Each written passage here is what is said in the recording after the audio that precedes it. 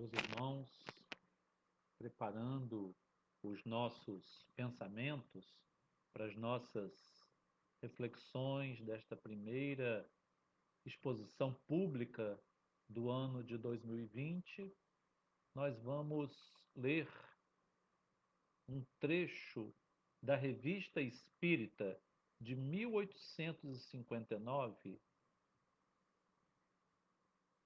Em nenhuma circunstância deve o homem renunciar ao seu julgamento e livre arbítrio. Seria dar prova de ignorância e leviandade, aceitar como verdades absolutas tudo o que venha dos espíritos. Eles dizem o que sabem, cabe a nós submeter-lhes o ensino ao controle da lógica e da razão. Vamos fazer nossa oração. Senhor Jesus, elevamos a Ti, Pai, os corações agradecidos por este instante em que nos reunimos através de uma corrente de pensamentos e sentimentos.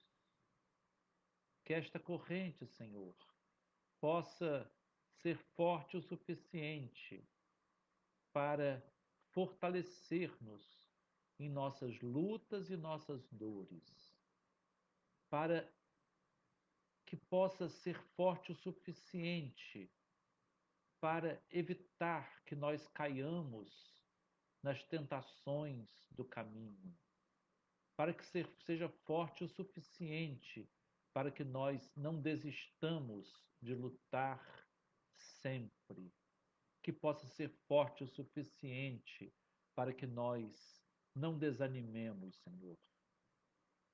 Por isso, te rogamos que neste primeiro encontro de 2021 nós possamos estar envolvidos pelo entusiasmo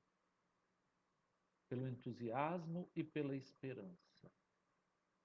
Fica conosco, Senhor. É o que rogamos nesta noite. Assim seja.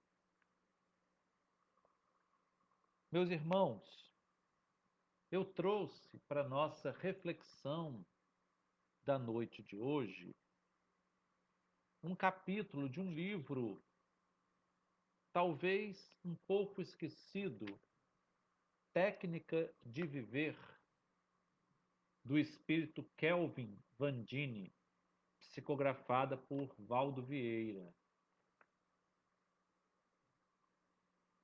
É um livro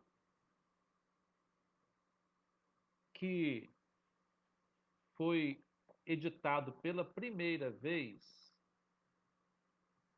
em 1967, muito antes, portanto, do modismo da autoajuda e desses livros assim de série psicológica que, na verdade, são livros que vieram a reboque dos livros de autoajuda que se multiplicaram da década de 80 em diante.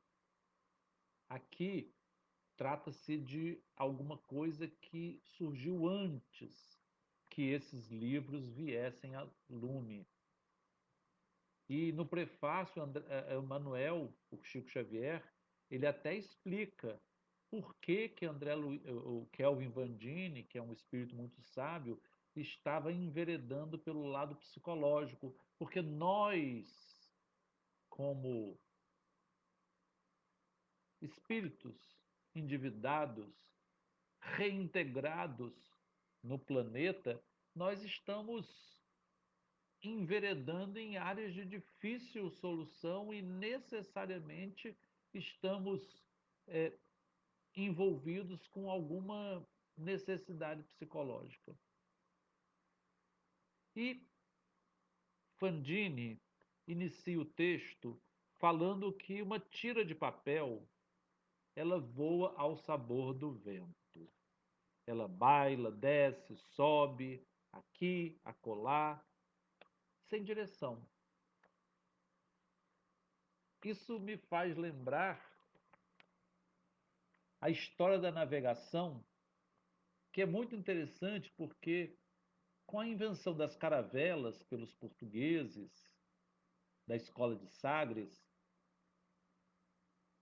eles conseguiam navegar, inclusive contra o vento, por causa do jogo de velas.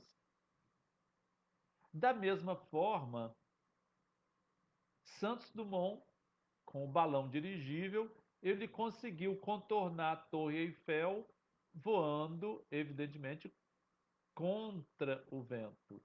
Então, são dois exemplos de que nós, seres humanos, não podemos ser levados, como as canções dizem, deixa a vida me levar. Não, não podemos aceitar esse tipo de nulidade do nosso caráter.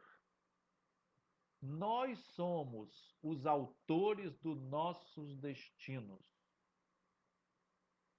Então, nós não podemos aceitar de bom grado que nós sejamos levados ao sabor como uma folha ao vento.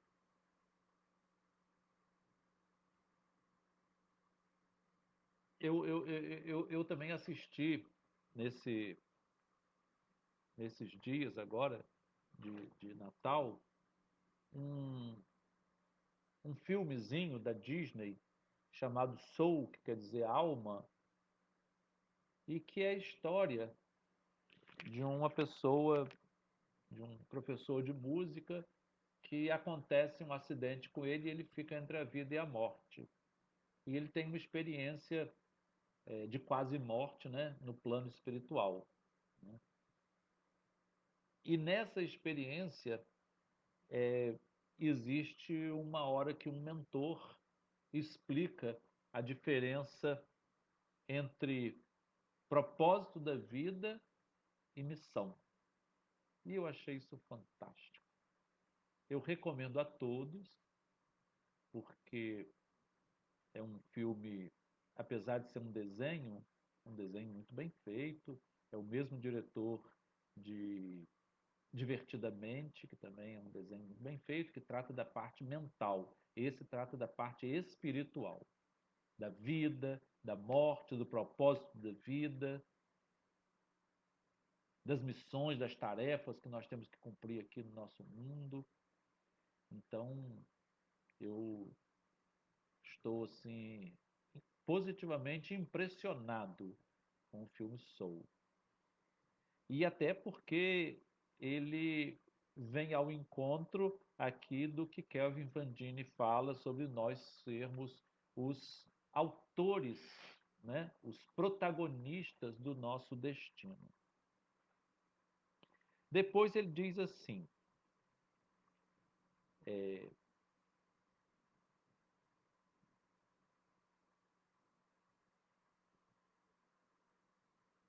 se você se sente na vida entre passagens de nível, sem saber por onde seguir, não falta algo à estrada, falta em você. Né? E nós temos que saber o que é uma passagem de nível, né? Passagem de nível são aquelas situações assim que uma estrada uma estrada é cortada por uma linha férrea, então eles sobem assim para poder a pessoa reduzir a velocidade e passar para outra parte com cuidado, porque todo lugar onde tem passagem de nível, o trânsito, o fluxo do trânsito diminui muito. Então é muito importante o motorista ficar atento às passagens de nível.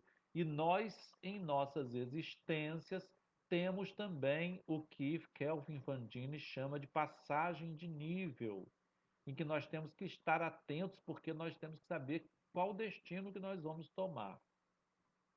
Essas passagens de nível são os momentos de crise da nossa vida, são alguns que os psicólogos chamam de ritos de passagem, né? E eles são assim situações assim essenciais da vida. São poucas poucos ritos de passagem, mas nós temos que respeitar e assumir a direção para que nós não sejamos jogados ao sabor do vento, né? Se no lar você vê apenas porta de saída, outras portas de elevação não deixarão de existir. As chaves estão contigo. Nós não podemos ver nos nossos lares apenas a opção de sair, né? Podemos, deu problema, vamos sair, né? As famílias hoje estão assim, se destroçando por muitas pessoas sem paciência, saem. Mas ele diz, o Fantini diz, que existem também portas de elevação. E nós precisamos saber que portas são essas, em que condições que nós nos elevamos, porque nós estamos dentro de um processo, aprendendo a conviver dentro de nosso próprio lar. Se no serviço você experimenta somente o tédio, outras emoções sadias não deixam de te esperar por suas disposições. Ou seja, nós que temos que voluntariamente.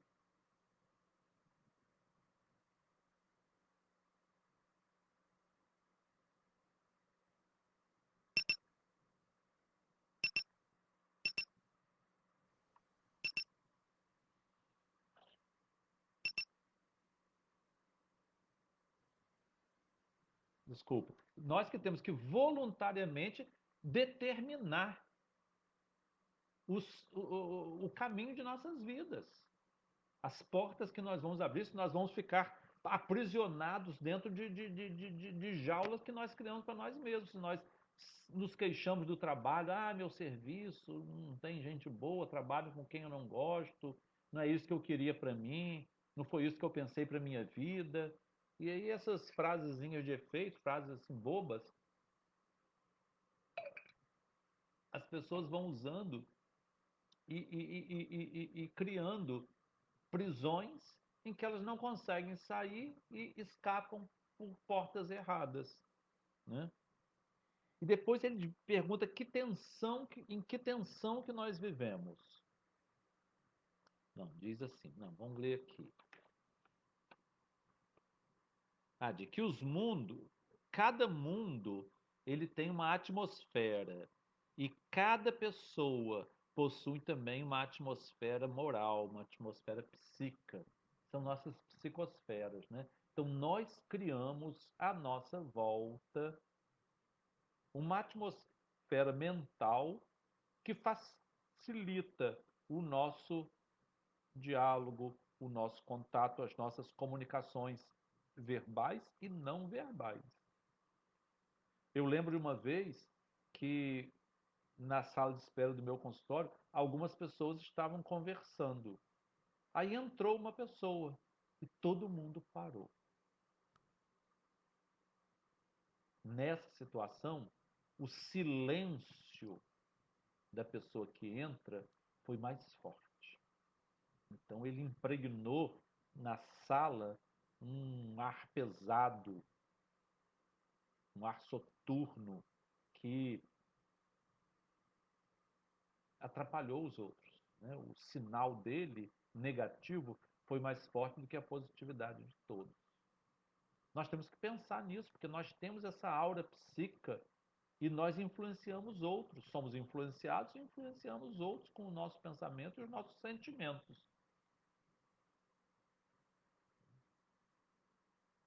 Hum, então vamos lá.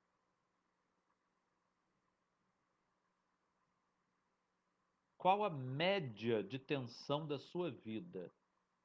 Qual a porcentagem de desequilíbrio de sua alma? Gente, porcentagem de tensão. Que é isso? Tensão, nós pensamos logo em tensão elétrica. Então, uma casa tem uma rede de energia que em geral aqui na nossa área é 120 volts. Se houver um pico de tensão na rede e essa tensão entrar na nossa casa e aumentar para 300, 400, os aparelhos vão queimar. Se houver uma baixa de tensão muito grande, as coisas não vão funcionar.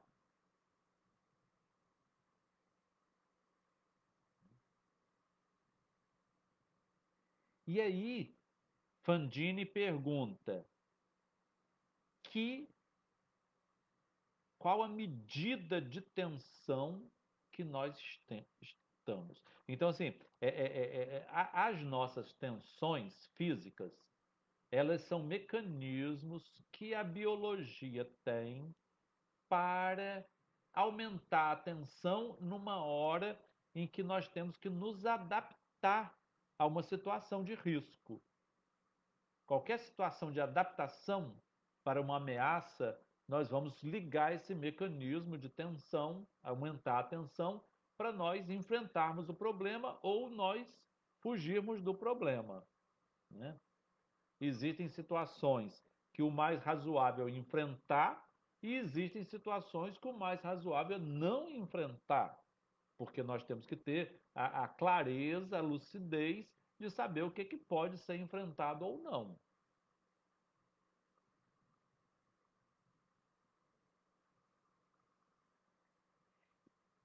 Só que existem pessoas que fora desses horários, desses momentos em que elas estão em alguma fase de ajustamento, de adaptação, elas também ficam com a tensão alta. Ora, por quê? A pessoa diz, não sei. A pessoa diz, não sei. Então, se nós pudéssemos, assim como ver a glicose, assim como ver o colesterol,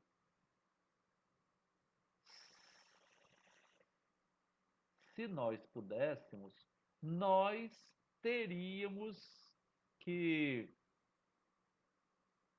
como que se diz? Ver, medir nosso nível de tensão. As pessoas aí medem cortisol, tudo, mas não tem fundamento nenhum, não vê. Não.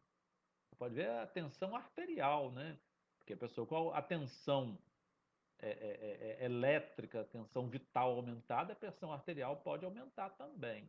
Então a gente vê alguns sinais, mas nem sempre esses sinais são totalmente confiáveis.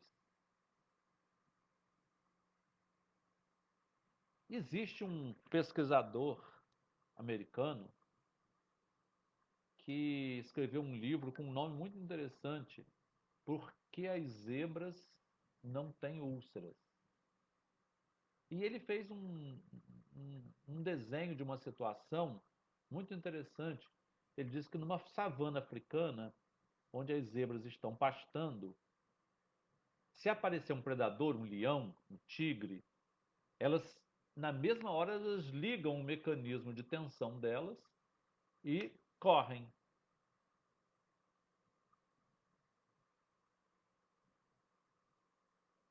Quando o leão ou o tigre ataca uma delas, devora, ele vai embora, porque ele não interessa, ele não quer destruir as zebras. Ele quer se alimentar. Ela está na cadeia alimentar dele. Então ele acaba e vai embora.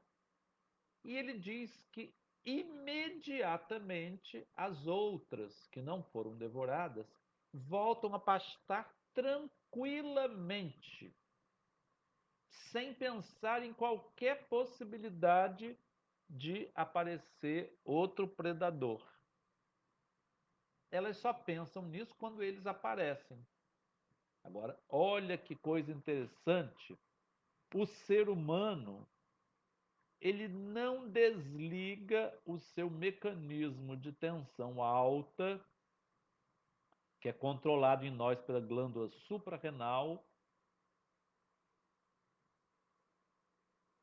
e que na medicina hindu isso é chamado de chakra Muladhara,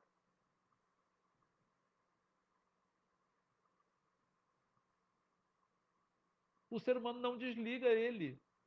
Então mantém ele ligado o tempo todo sem necessidade. Se nós tivéssemos isso, se nós fôssemos um computador, seria assim, modo normal, modo ativado. A gente ia ficar no modo ativado. Para quê? Se não tem nenhum perigo real. Mas às vezes a pessoa tem perigo imaginário. Então, esse nível de tensão que Fandini fala aqui leva a nós a sermos agressivos, irritados, produzirmos tensões biológicas como a pressão arterial alta, a diminuição do fluxo renal, a diminuição do fluxo cerebral,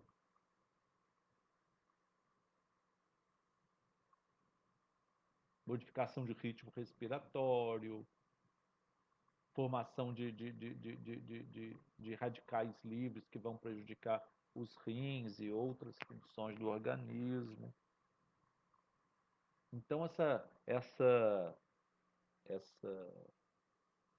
viver nesse nível de tensão alto é espiritualmente danoso, mentalmente danoso, fisicamente danoso. Nas, nos três níveis da nossa vida, ele vai interferir. E aí, Kelvin Bandini vem com um conceito interessante. Simpatizar-se com Cristo é um pouco, não é tudo. Indica princípio, não um fim. E aí ele vai explicar o que é simpatizar-se com Cristo. Simpatia, sim é junto, pathos é sentimento. Então, tentar sintonizar com o sentimento de Cristo.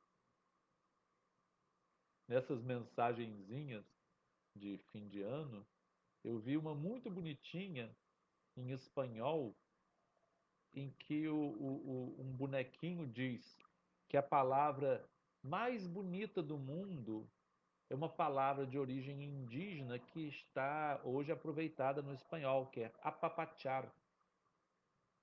La palavra mais hermosa del mundo. A palavra mais linda do mundo. Apapachar. Que é abraçar com o coração. E agora, nessa situação de isolamento, de distanciamento, nós não podemos nos abraçar, mas nós podemos nos apapachar. Nós podemos ter aquela emoção de carinho, aquela troca de carinho sem toque. Por quê? Porque nós não podemos trazer perigo nem levar perigo para ninguém. Nós não podemos ser vetores. Nós não podemos ser vetores. E o ser humano é vetor. Assim como tem doenças que têm vetores que são mosquitos, a Aedes aegypti e outros, essa Covid-19, o vetor é o próprio ser humano. Então ninguém pense que a sua busca de liberdade ao sair e se divertir, ele vai estar recompondo algum algum uma falha na sua emotividade, na sua sensibilidade, na sua personalidade. Não está, porque aquilo ali é pernicioso, que ele pode levar ou trazer vírus.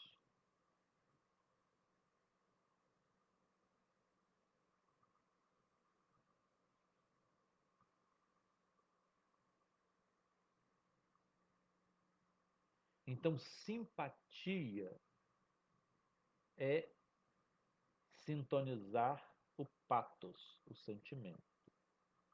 E a simpatia com Cristo é um começo, como diz, como disse Kelvin Fandini, ela não é ela não é o fim, ela é um caminho, né? Ele diz que muitas pessoas simpatizam com Cristo e cometem erros. Então, não é o bastante simpatizar com Cristo, mas nós temos que começar. Muitas pessoas fazem o bem por aparência, só para se projetar, só para aparecer nas mídias. Ela mesma se expõe fazendo o bem. Agora vamos pensar. Houve uma resultante positiva para quem recebeu o benefício? Houve.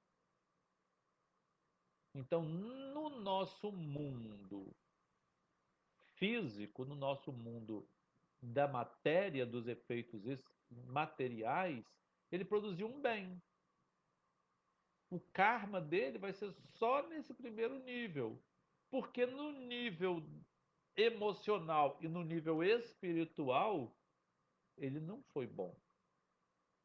Ele teve objetivos que não foram bons, que eram objetivos egoísticos, narcísicos.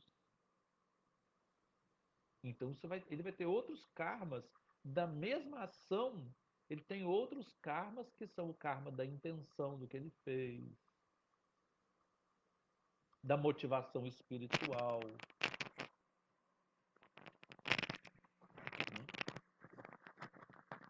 Isso vai representar assim, uma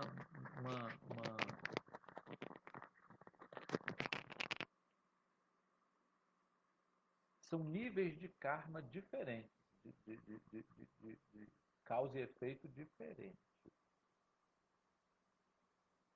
E aí, eu queria fazer um parênteses, porque estamos iniciando um ano, e iniciar um ano a gente precisa ter esperança. E tem pessoas que não sabem definir. Definir também não é uma palavra boa, não, mas não conseguem conceituar o que é esperança. Confunde esperança com fé. Né? Ah, eu tenho fé que tudo vai dar certo. Ou então diz assim, eu tenho esperança que isso vai dar certo. Mas a esperança, esse conceito de esperança é pobre. Então, tem um pensador chamado Václav Havel que diz que a esperança não é a mesma coisa que a alegria pelo fato de as coisas estarem indo bem. Então, tudo está dando certo. Ai, estou tão esperançoso, porque tudo está dando certo. Isso não é esperança. Isso é alegria, porque as coisas estão dando certo. A esperança é uma capacidade de trabalhar no sentido de alguma coisa, porque aquela coisa é boa. Então, a esperança me faz buscar um objetivo que eu acho certo. Pode nem estar dando certo.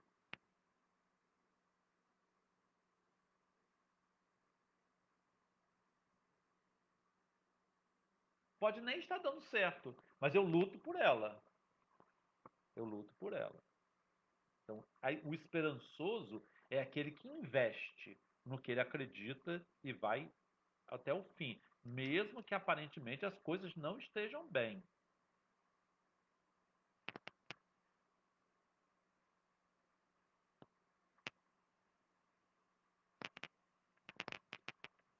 Mesmo que não haja chance de sucesso.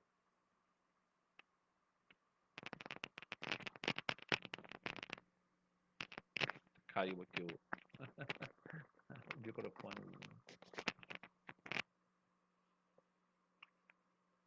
A esperança não é a mesma coisa que o otimismo. Não é otimismo. Ah, fulano é tão otimista, ele é cheio de esperança. Não é. Não é uma convicção que tudo vai dar certo. Eu tenho certeza que vai dar certo. Não é isso.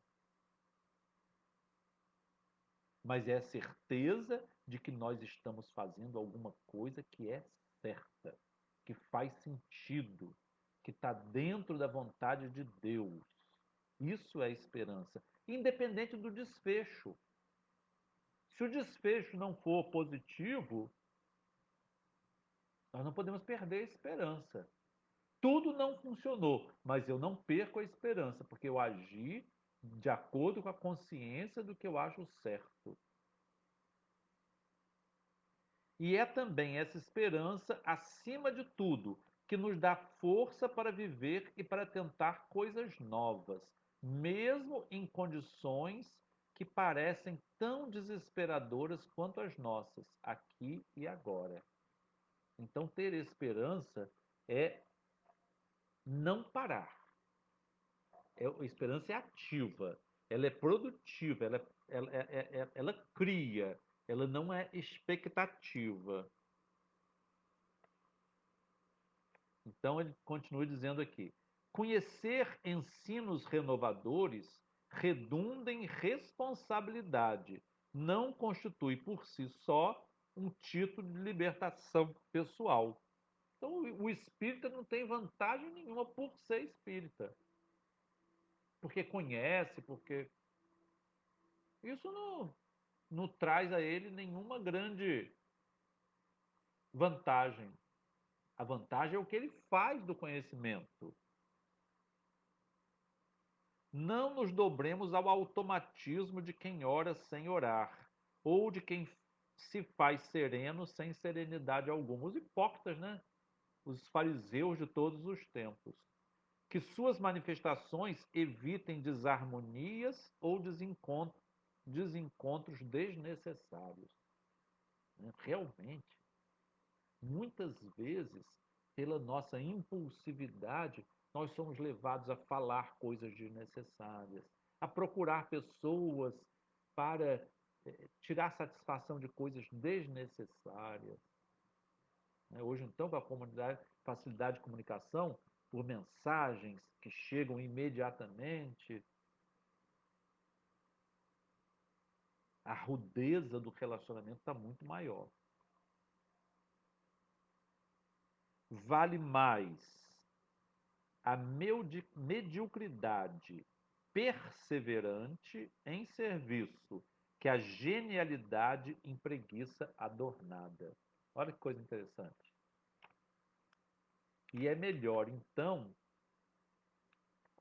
uma pessoa ignorante, mas que persevera, do que alguém intelectual que é indolente, que vai postergando tudo, deixa para depois. Mas aquelezinho que, sem a intelectualidade do outro, é perseverante, é persistente, ele, no contexto geral, ele é muito melhor. Tem mais aqui. Você não é valor neutro à maneira de eletricidade ou do ouro, que você mesmo pode manejar para o bem ou para o mal. Você é consciência capaz de raciocinar, escolher, discernir. Isso é o livre-arbítrio. Né? O livre-arbítrio nos põe em condições de tomar decisão. Porque o nosso instinto vai direcionar sempre para um lado. O que nós fizermos com a nossa razão é que vai impedir de nós seguirmos o nosso instinto. Né? Então, quem está sendo constrangido por forças atávicas instintivas precisa usar a razão. Não é nessa hora que nós vamos buscar forças espirituais, não, vamos buscar as forças racionais, que elas são mais materiais do que as espirituais. Então, para combater o instinto é a razão, é a lógica.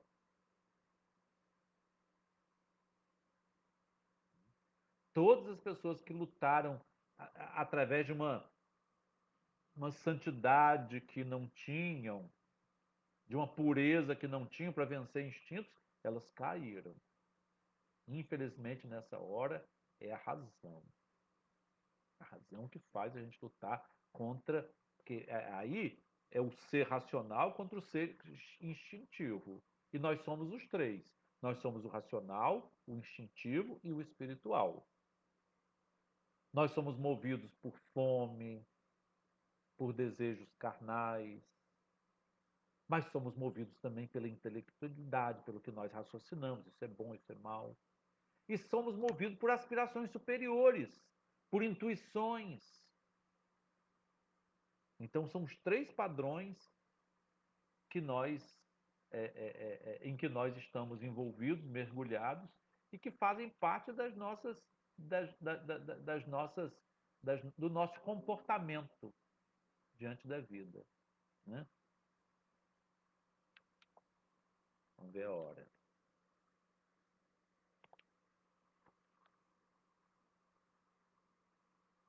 Sempre que você esteja em juízo são, olha só o que Kelvin Pandini fala, em juízo são, ou seja, da posse da nossa razão. E ninguém está de posse da razão se está zangado.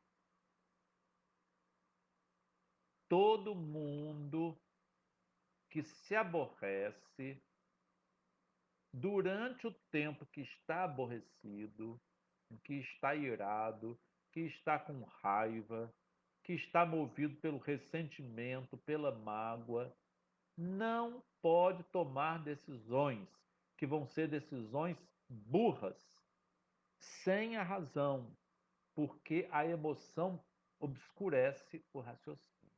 Allan Kardec mesmo diz isso na Revista Espírita, ou no livro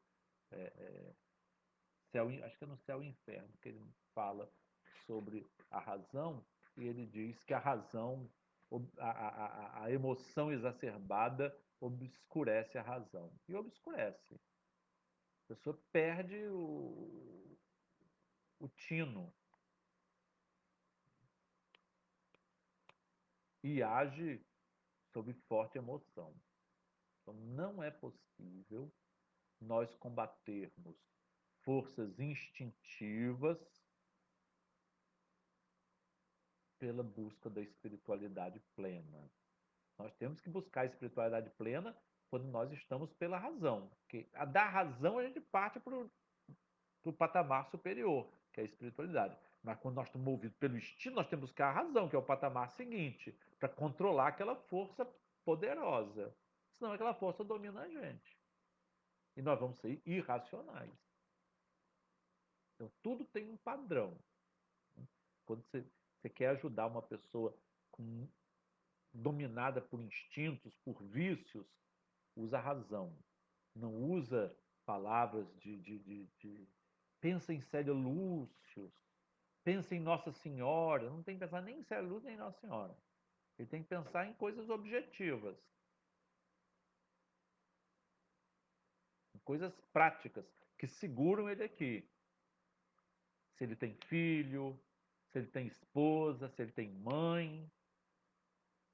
Quanto mais próximo, quanto mais razoável que isso seja dentro dele, dentro da rotina dele, para poder trazer, acordar ele daquele hipnotismo que ele está, daquelas forças instintivas.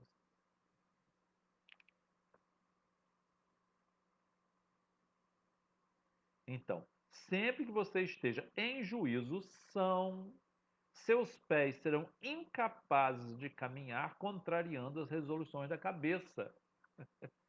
Nós temos que buscar a lógica para nós não seguirmos o nosso instinto. Pense nisso e observe o seu rumo.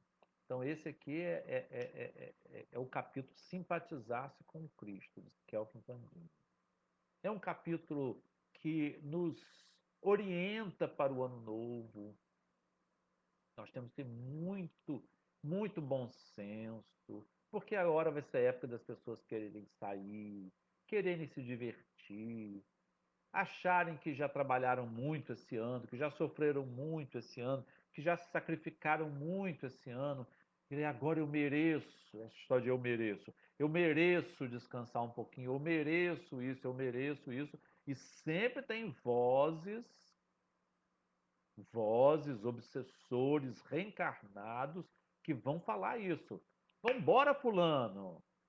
Fica aí enfurnado em casa, só trabalhando. Você merece sair um pouquinho, você só sacrifica pelos outros. E ainda usa a palavra de Deus invertidamente, fazendo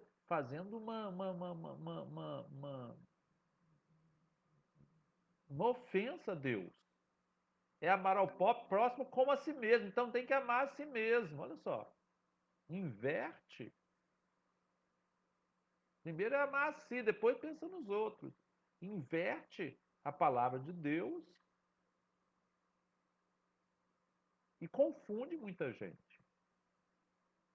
Nós temos que ter cuidado com essas pessoas que vêm com essas psicologias de botequim e nos prejudicam. Psicologia barata de almanaque e prejudica muitas pessoas. Temos que ter muito cuidado com isso. Muito cuidado. Porque agora vai ser uma época de tentar convencer as pessoas de que é preciso relaxar. Que eu não suporto mais, que eu não aguento mais, que eu tenho que ir, que eu tenho que fazer, que eu tenho que encontrar, que eu tenho que abraçar, que eu tenho que beijar, que eu tenho que sentir as emoções. Complicado, hein?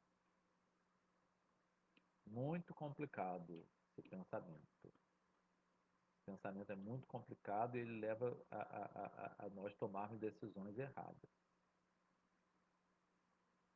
É isso, gente. Antes da nossa oração, eu queria fazer um convite.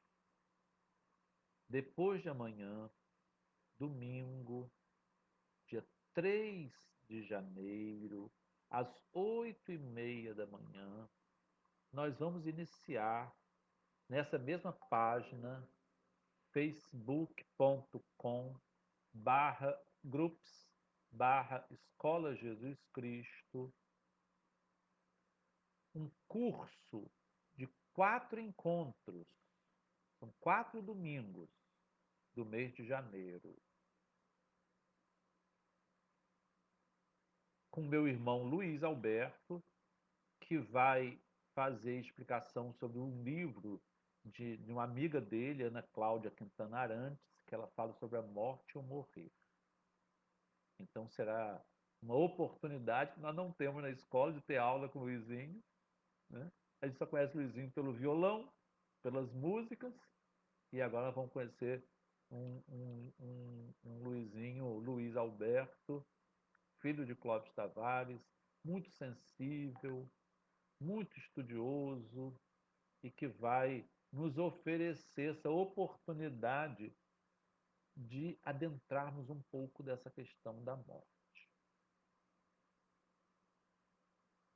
Preparação. Nós temos que nos preparar para esse encontro inevitável com aquela que alguém disse que era a mais indesejada das gentes. Então vamos nos encontrar com ela, então nós temos que conhecê-la. Né? E depois eu falo dos outros cursos. Tem mais outros 2 depois, janeiro e fevereiro. Mas depois eu falo sobre os outros. Mas nós queremos, assim, o comparecimento das pessoas. O professor, na sala de aula, ele olha a sala de aula e sente a presença dos alunos. Numa palestra ao vivo, ele vê as pessoas. Assim, ele precisa sentir que tem pessoas ali assistindo, comentando. É um retorno bom para quem está apresentando. Então, convidando as pessoas para virem aos domingos assistir às aulas de Luizinho. Ele vai ficar muito confortado com isso. Então, vamos fazer a nossa oração. Senhor Jesus, agradecendo, Senhor, por estas esses pensamentos que foram unidos através da leitura da página de Kelvin Vandini, que muito nos confortou, porque fala da nossa necessidade de simpatizarmos, de abraçarmos o seu coração, Senhor, com o nosso coração, de apapacharmos o seu coração. E que possamos, Senhor, ao longo desse ano, termos uma consciência renovadora, para que possamos mudar o mundo. Não que o mundo mude por si só, que ele não tem condição de mudar por si só, mas que cada um de nós, buscando a alta consciência renovada desse período de tantas dores, que nós possamos redirecionar nossa mente, nossos corações e as nossas atitudes. Te agradecemos, Senhor, te louvamos o nome e te pedimos mais uma vez que nos despeças na tua paz.